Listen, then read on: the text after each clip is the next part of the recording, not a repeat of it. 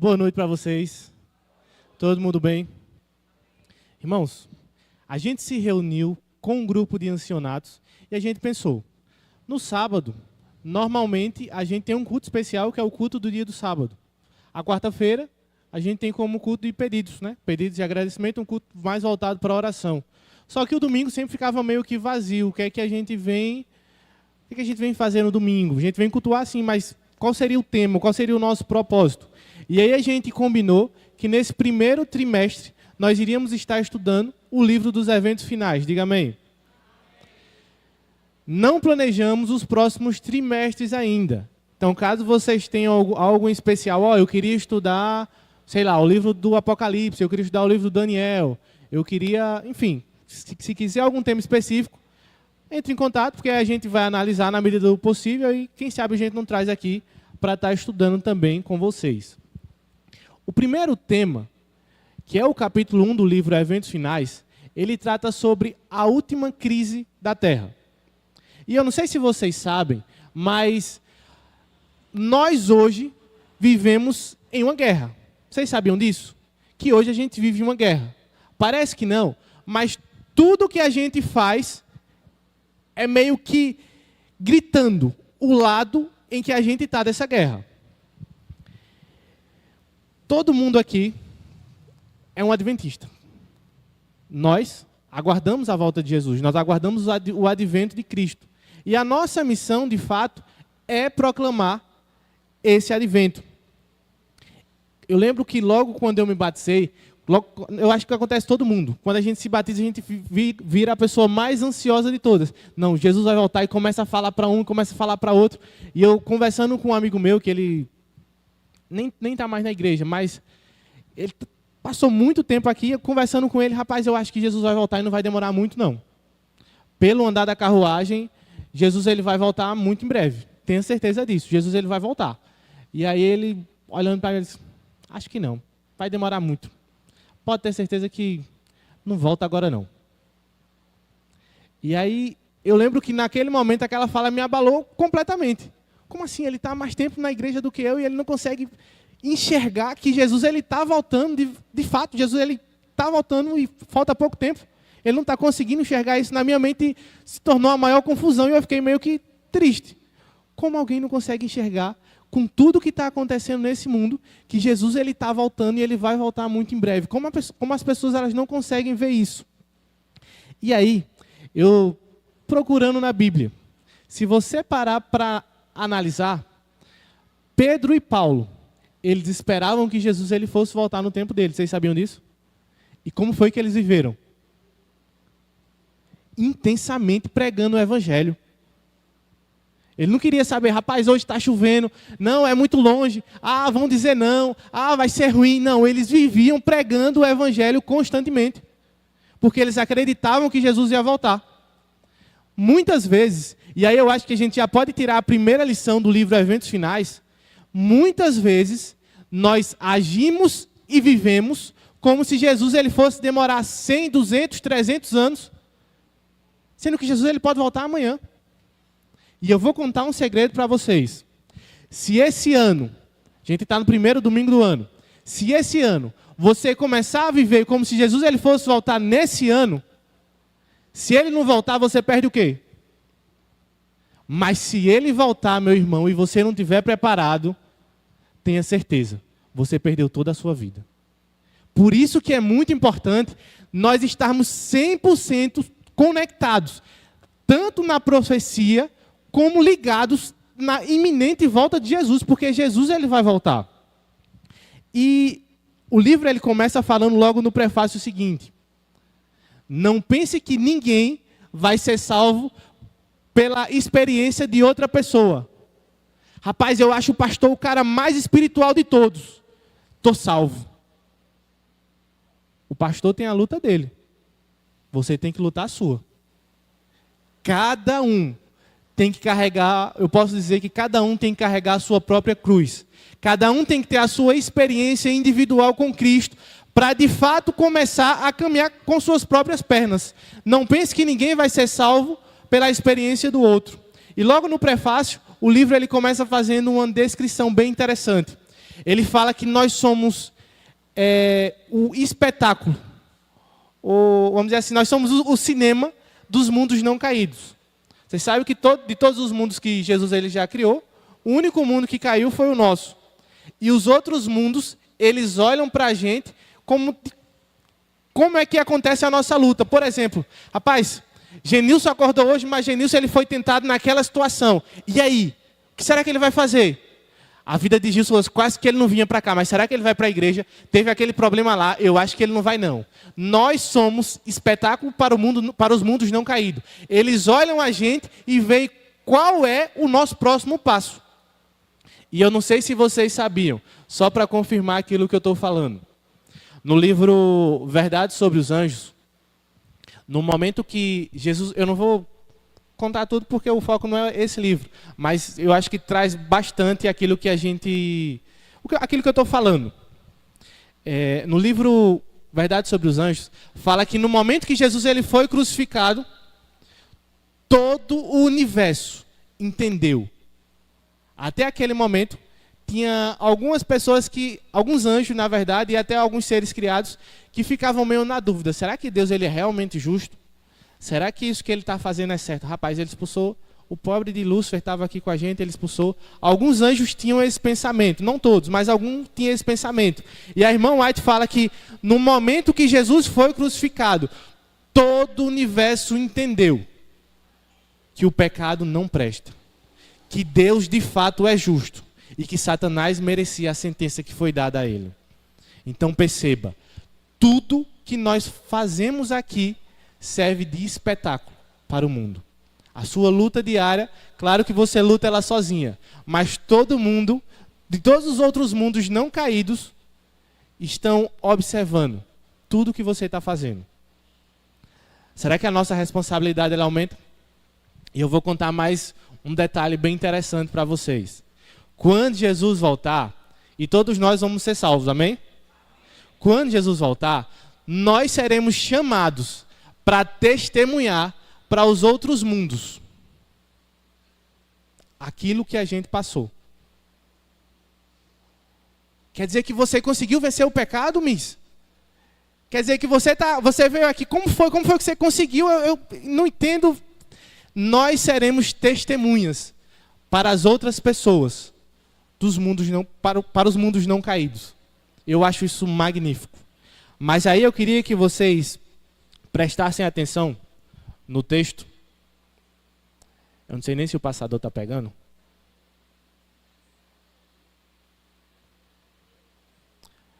O passador nem está... Ah, está aqui. Está pegando.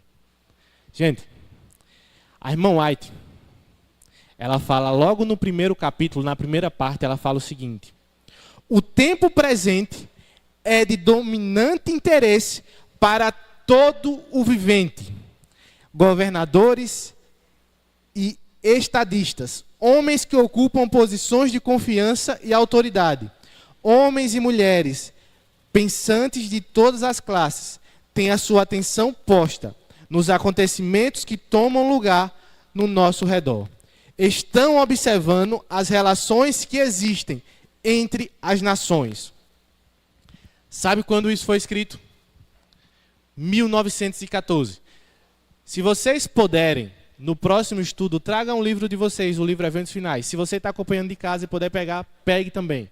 Na parte de baixo, está lá escrito. Aquele trecho em específico foi escrito em 1914.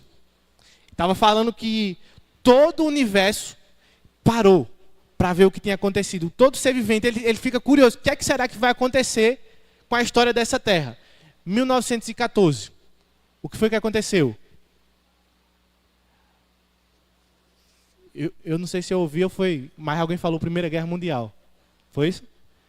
Primeira Guerra Mundial. A irmã White estava falando sobre isso. Sobre a Primeira Guerra Mundial. E todo o universo tinha parado para saber o que é que vai acontecer depois. E agora? O que é que será que vai vir outra guerra? O que é que vai acontecer de fato? Nesse momento, posteriormente, foi criado a Liga das Nações.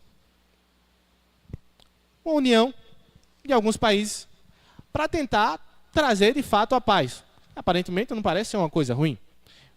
Porém, como ela não tinha a presença dos Estados Unidos, que nós sabemos que é a maior potência que nós temos hoje, não deu certo. Veio a fracassar. Porém, em 1939, eu não vou perguntar, porque se eu falei da Primeira Guerra, o próximo, Segunda Guerra. 1939, após a Segunda Guerra Mundial, nós tivemos a criação do quê? ONU. E a ONU, ela conseguiu juntar 193 países, com o propósito de fato, trazer esse governo único, esse governo mundial.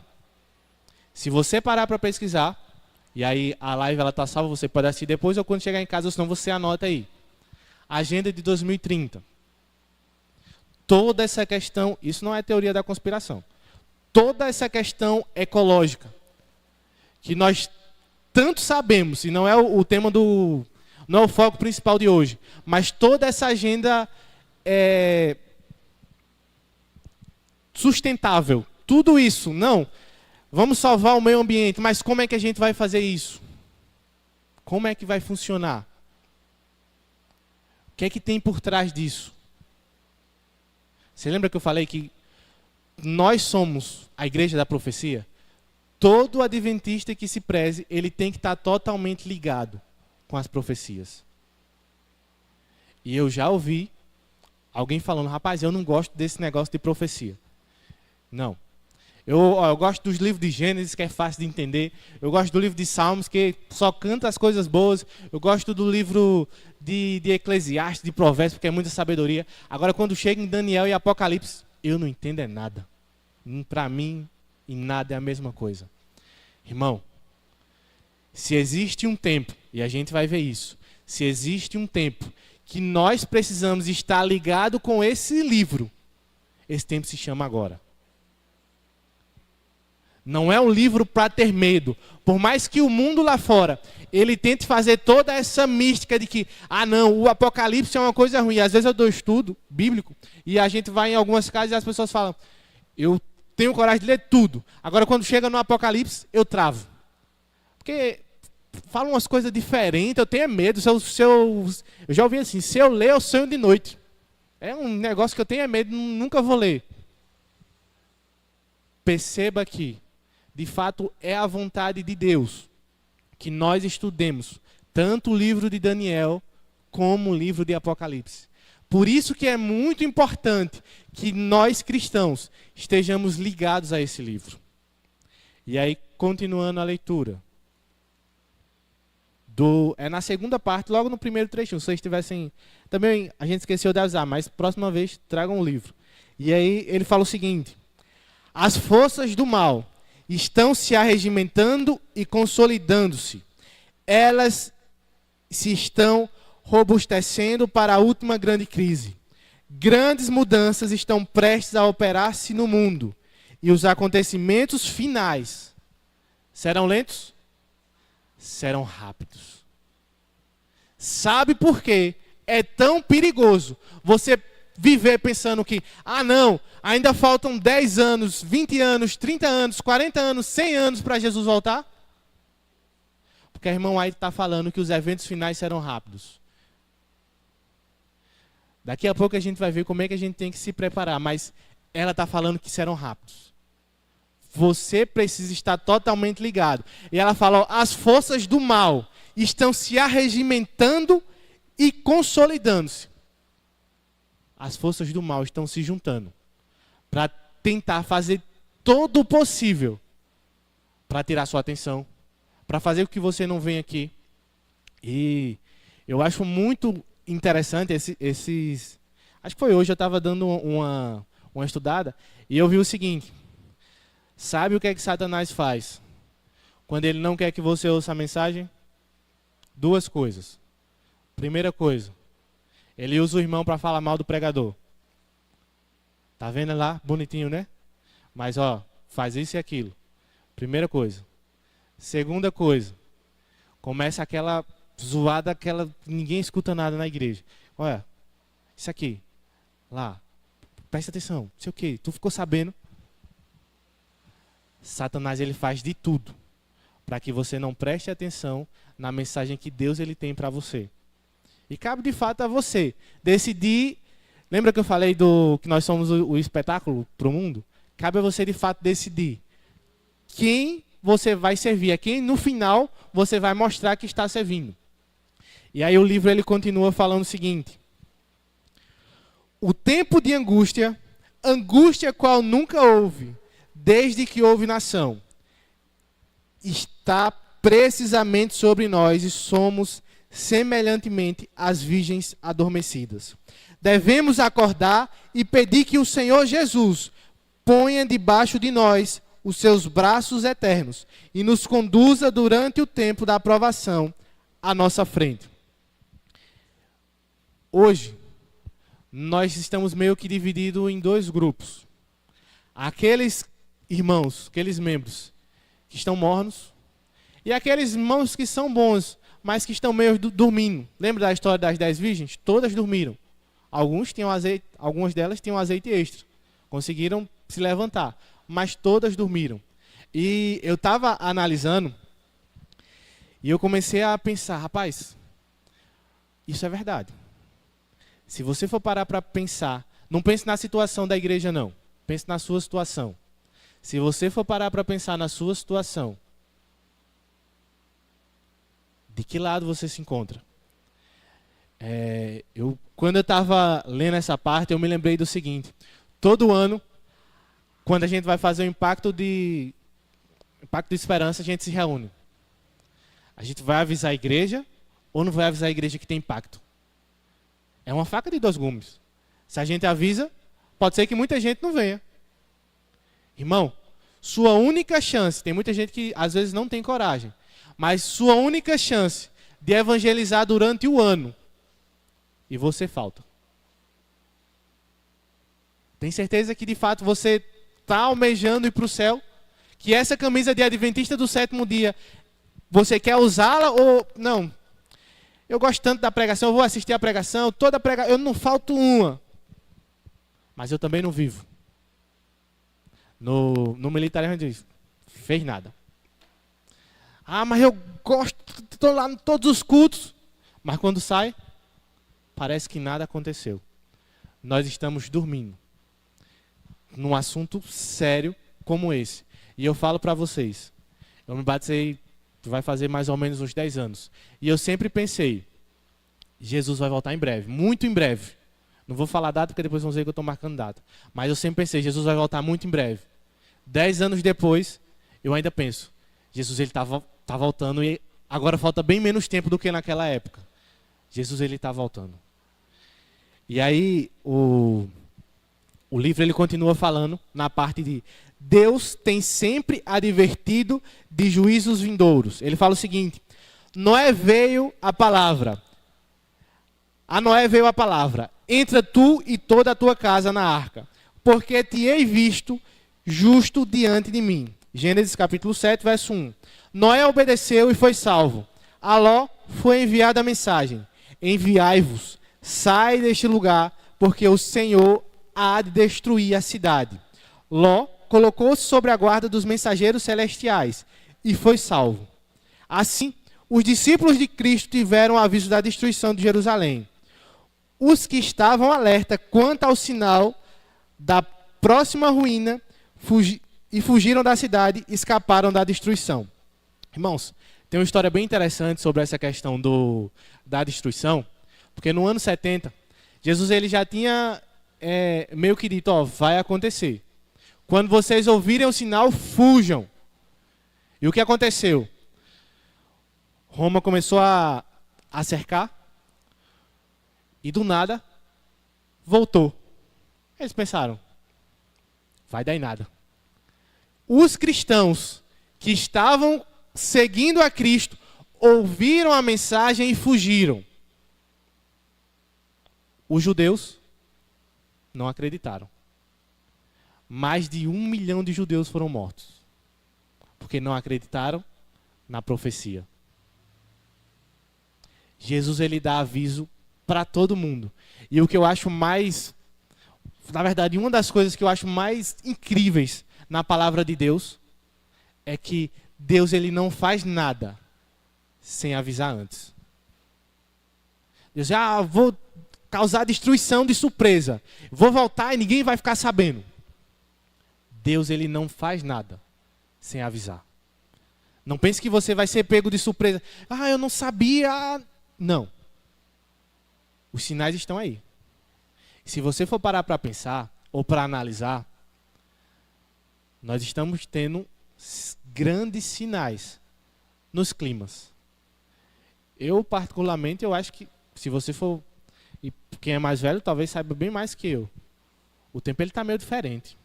Eu estou achando. O tempo ele está meio diferente. E o mundo ele está, de fato, clamando. Se você não perceber, você pode ficar. E aí a leitura ela continua. Fala o seguinte. Vocês estão conseguindo ler daqui? Então eu vou deixar. Vi então o terceiro anjo. Apocalipse, capítulo 14, do 9 ao 11. Abra sua Bíblia. Apocalipse, capítulo 14.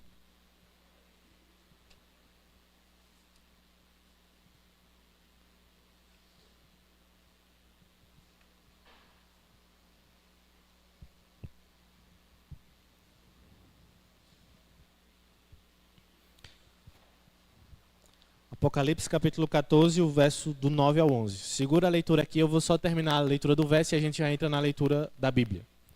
Vi então o terceiro anjo, Apocalipse 14, do 9 ao 11. Disse meu anjo acompanhante, terrível é sua obra, tremenda sua missão. Ele é o anjo que deve separar o trigo do joio e selar ou atar o trigo para o celeiro celestial. Essas coisas devem absorver toda a mente, a atenção toda. Irmãos, eu não sei se vocês já pararam para pensar ou prestaram atenção, mas hoje em dia, até dentro da igreja, a gente vive com sermões tão superficiais. Jesus ama você, amém. Todos aqui sabem disso.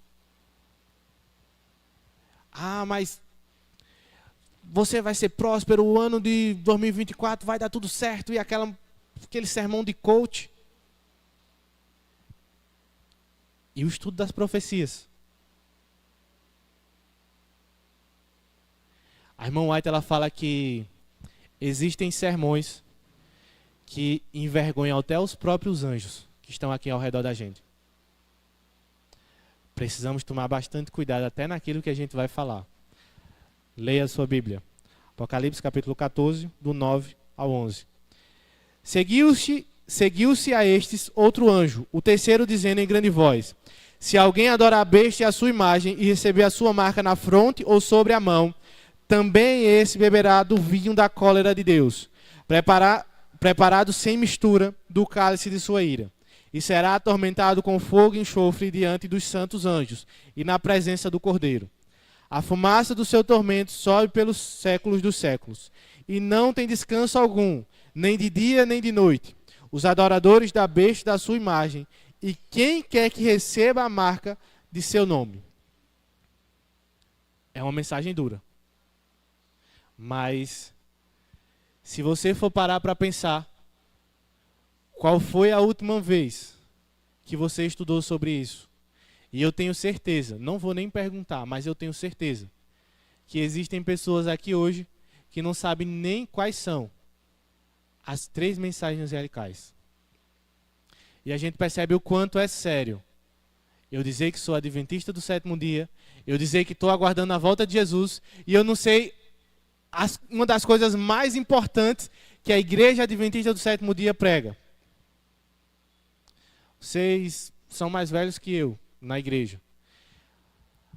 Não mudou, mas o símbolo dos jovens, do JA, tinha o quê? Os 3 anjos.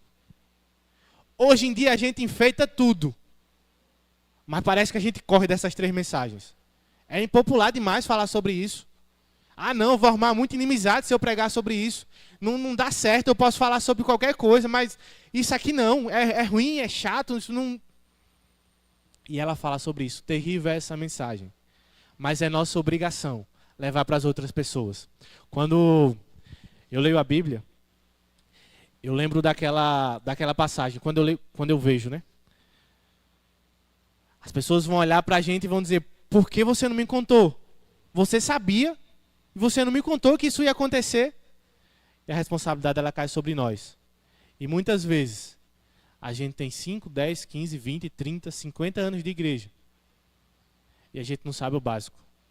Aquilo que de fato move a igreja. Sabe aqueles missionários que estão lá morrendo na janela 1040? Eles são movidos pelas 3 mensagens angelicais. Às vezes a gente se apega tanto, e é uma verdade, mas para esse tempo, talvez existam verdades mais importantes, mas a gente se apega tanto. Ah não, fique tranquilo, vai dar tudo certo, só bênção. Mas aquilo que de fato Deus pede para a gente fazer, a gente não faz. E o livro ele traz muito sobre isso. E aí, continuando a leitura, fala o seguinte: havemos de compadecer diante de magistrados para responder por nossa lealdade para com a lei de Deus, para dar a conhecer as razões da nossa fé. E os jovens devem compreender essas coisas.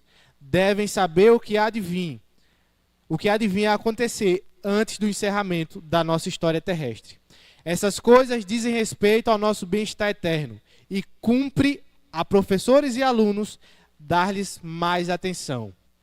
Irmãos, é nossa responsabilidade. E aí ela faz esse destaque para os jovens, mas não só para os jovens, para todo mundo.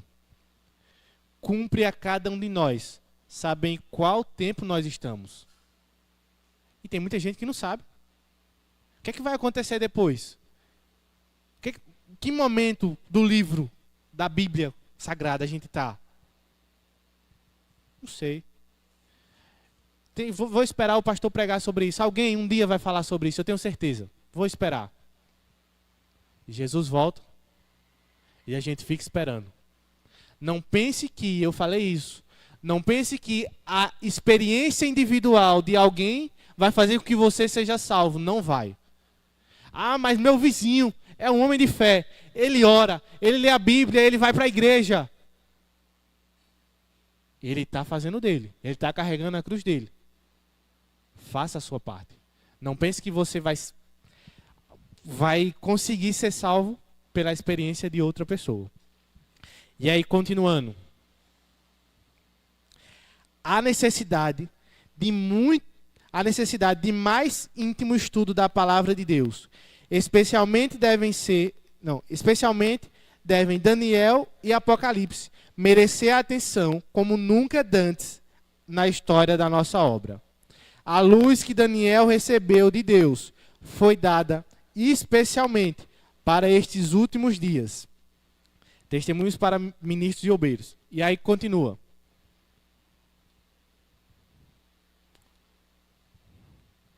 Ergam os vigias agora a voz e deem a mensagem que é verdade presente para esse tempo.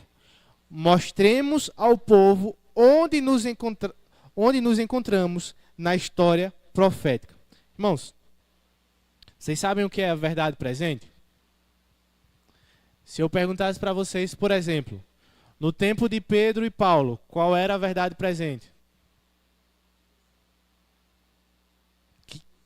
Ressurreição, que Jesus era o Messias. Essa era a verdade presente. No tempo que a gente vive hoje, qual é a verdade presente? A volta de Cristo, que está totalmente ligada às 3 mensagens angelicais. E muitas vezes a gente não sabe nada sobre isso. E aí nós percebemos o quanto é sério. Ah, mas eu venho para a igreja. Mas você não está estudando. Você não está buscando. E aí, continuando.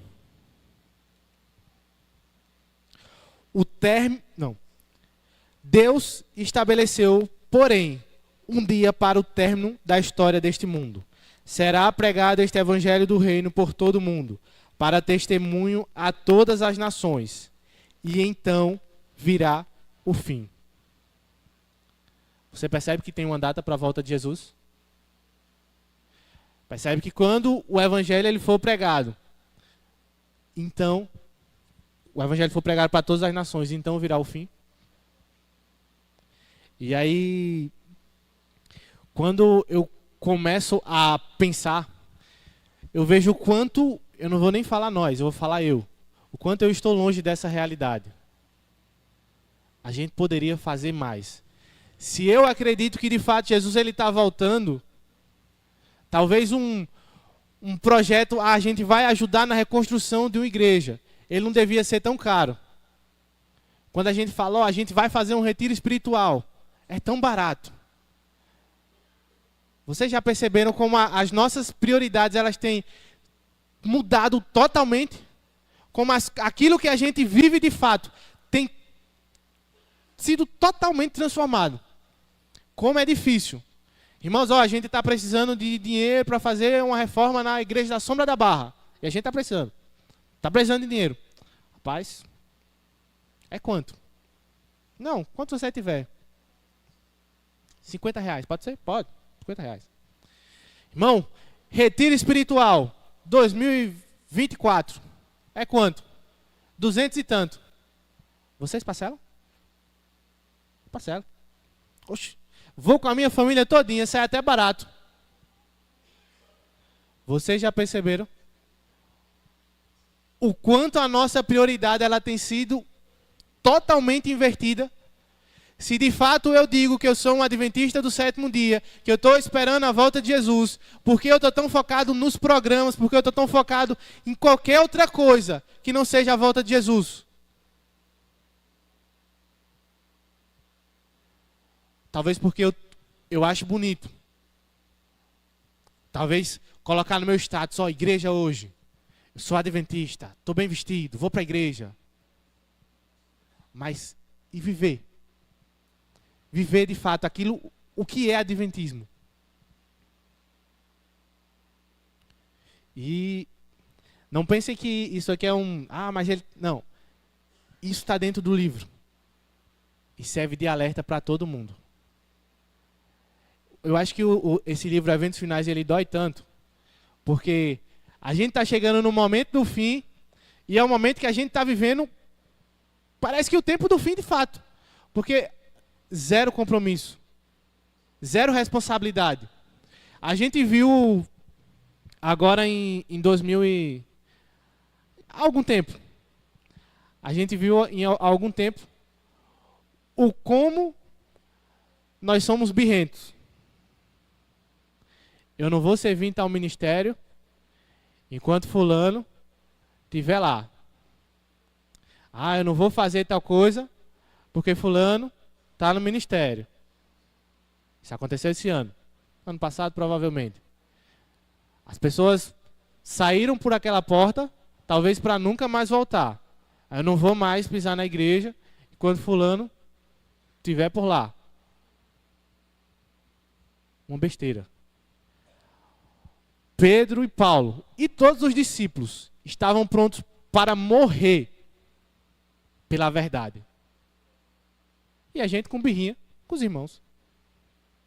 Na minha cabeça, isso não faz nenhum sentido.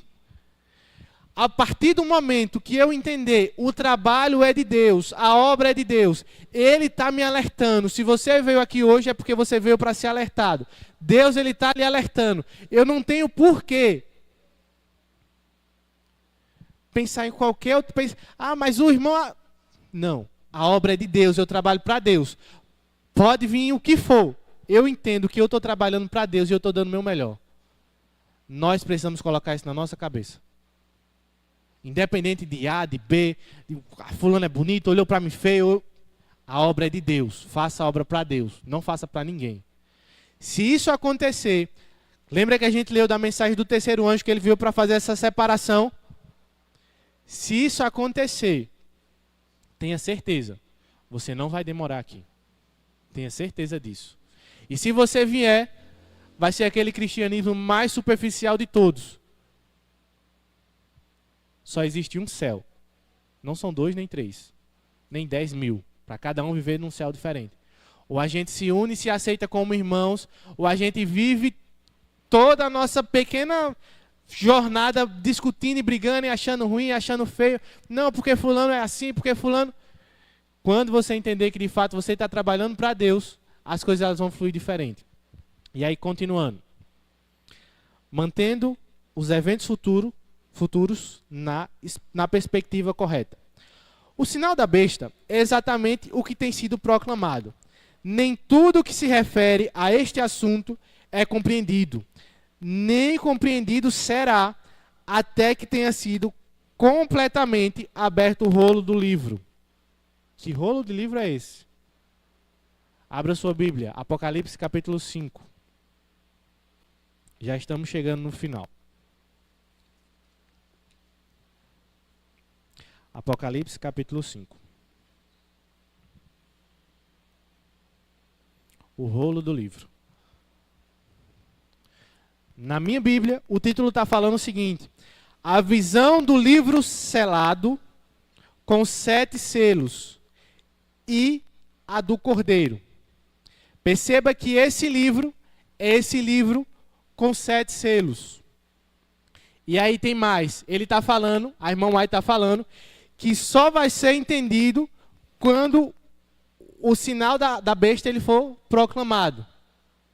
Mas qual é esse selo do sinal da besta? Avance um pouquinho. Apocalipse, capítulo 6, verso 12.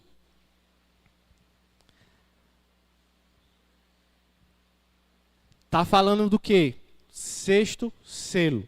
Se você for ler até o capítulo 8, do capítulo 6, verso 12, até o capítulo 8, nós temos descrito totalmente o 6º selo.